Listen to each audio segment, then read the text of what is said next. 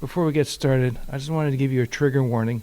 This episode, we do talk about suicide, suicidal thoughts, and self-harm. If you're not comfortable with this topic, I'd recommend that you don't listen to this episode, and I respect that. And if you are in crisis and you need help and you have suicidal thoughts or thoughts of self-harm, please reach out to your local suicide hotlines or reach out to a friend. Hey there. Although I am involved with CADAC, the Center of ADHD Awareness Canada, the views and opinions expressed in this episode are those of the participants and do not reflect those of CADAC. And now, cue the music.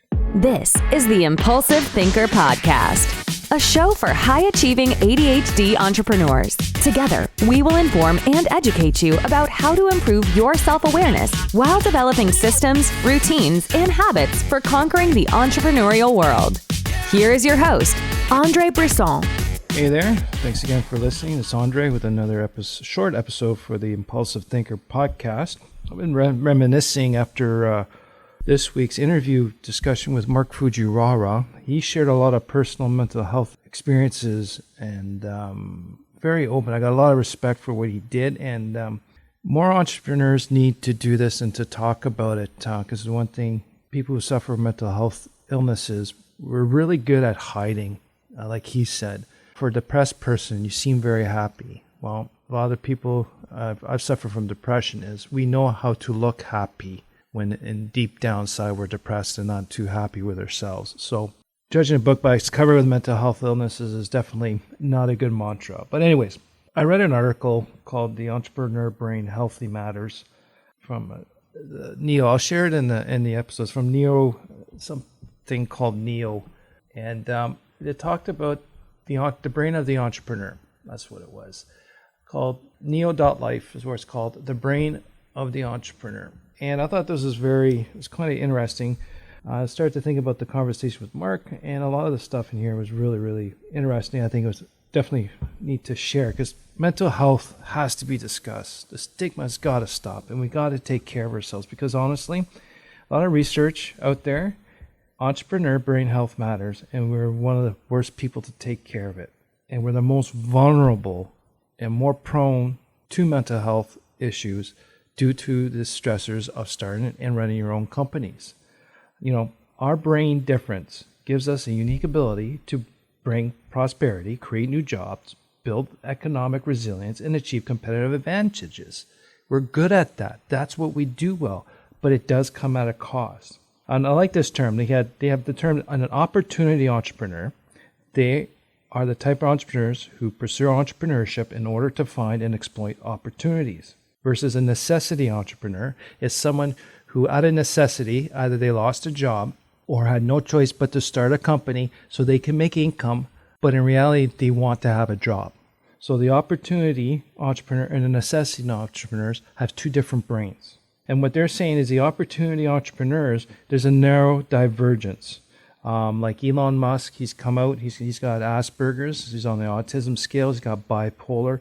A lot of the top entrepreneurs out there, they all have a mental health disorder, be it ADHD, autism, Asperger's, bipolar, dyslexia, Tourette's, name it. There's a lot of us out there, and that's what we're considered neurodivergent. Comparison to the general population, the neurotypical, our neurodivergence means our brain works differently. You know, our neurodivergence infuses a secret sauce that allows us to create value and economic resilience, because we have an ability to empower our creative capital.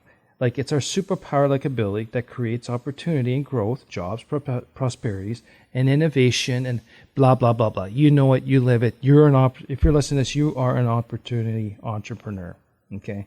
But with all this, the pressures of coming up with this new innovative ideas, to challenge the status quo, to keep pushing through the idea because you fully believe it, even though everyone's telling you it's ridiculous, it's not a good idea, it'll never work, you don't have the money, you gotta borrow money, you got those stressors, you're hiring new people, you don't know how to manage these people, now you're a manager, you can't do your creative stuff.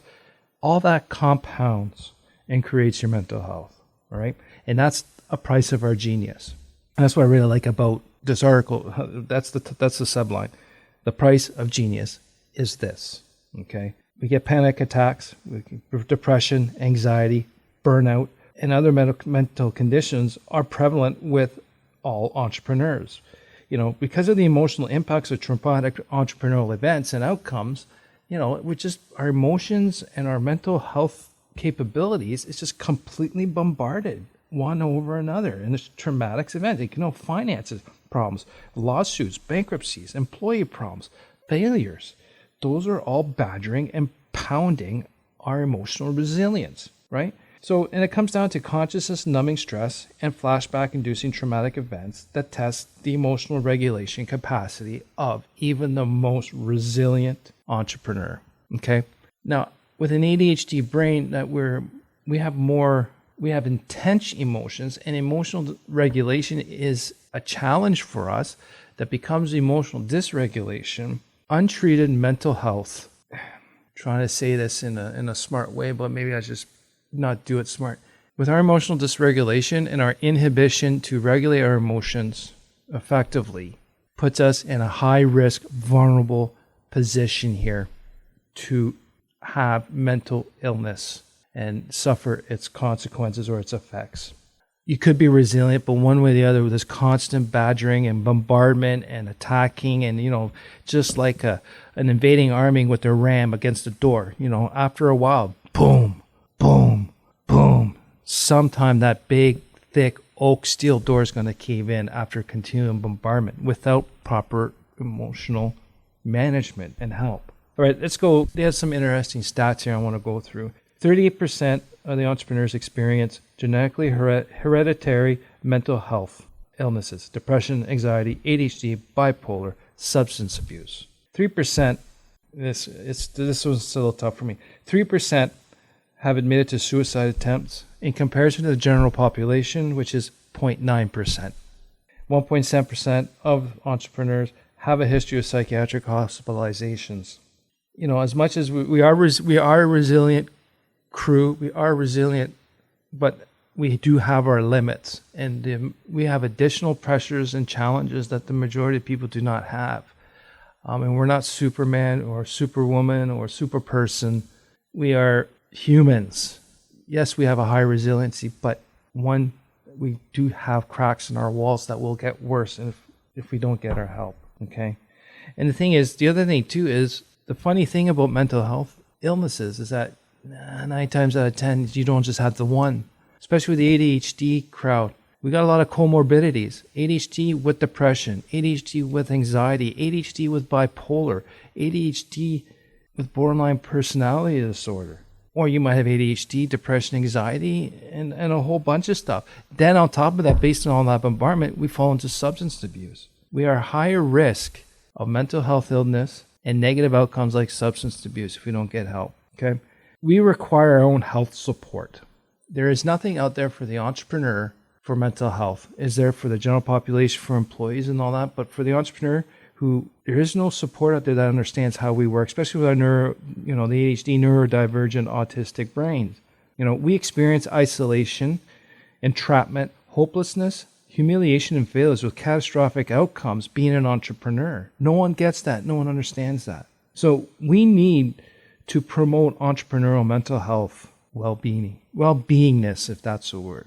Okay, we need to talk about it more. We need to talk openly. We need to try and get our own systems out there and support for entrepreneurs.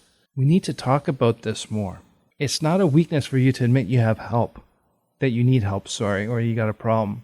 I'm still suffering with depression. I'm still suffering with anxiety. But now with the dialectical behavioral therapy I'm going through, I'm dealing with some severe, deep stuff that hurts, but it's freeing. We need to talk to each other more about it and not be ashamed. And we got to stop the stigma of mental health as being something you got to solve by yourself or it doesn't exist. That's where it becomes a problem.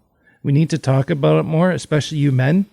Men, we seem to want to hide. We were trained that way. But in the end, we need to talk about it openly like Mark and I did this past Monday. And it's very, very important that we do.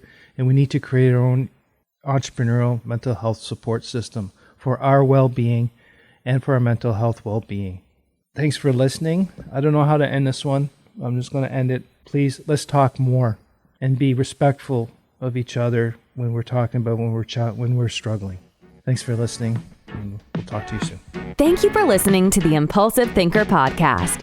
If you have a question, comment, or suggestion for the show, please visit theimpulsivethinker.com. The Impulsive Thinker podcast is produced by Tactical Breakthroughs and hosted by Andre Brisson. Remember, ADHD is only a part of you, not all of you.